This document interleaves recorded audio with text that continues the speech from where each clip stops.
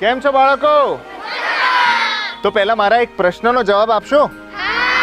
તો પ્રશ્ન છે, ખતરનાક કોણ? ચિત્તો, ડાયનોસોર, સાપ કે પછી મચ્છર? અત્યારે ચોમાસું છે એટલે મચ્છર ખતરનાક કહેવાય.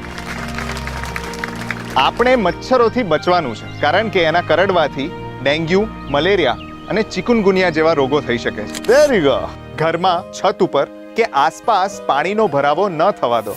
ફૂલદાની, કુંડા, ફ્રીજની ટ્રે, પક્ષીકુંજ અને કુલરનું પાણી ખાલી કરી સફાઈ કરવાનું રાખો. મચ્છર મારવાની દવાનો છંટકાવ કરો. સવારે ધૂપ અને સાંજે લીમડાનો ધુમાડો કરો. આખું શરીર ઢંકાય એવા કપડાં પહેરો. મચ્છરોને દૂર કરતી અગરબત્તી, મોસ્કીટો રેપેલેન્ટ અને દવાયુક્ત મચ્છરદાનીનો ઉપયોગ કરો. મચ્છરજન્ય બીમારીમાં ફળ, પ્રવાહી ખોરાક અને પાણી વધુ માત્રામાં લેવા. મેલેરિયા, ડેન્ગ્યુ અને ચિકુનગુનિયાની દવા સરકારી દવાખાનામાં વિના મૂલ્યે મળે છે. તો જાગૃત રહો, ઘણું જીવો.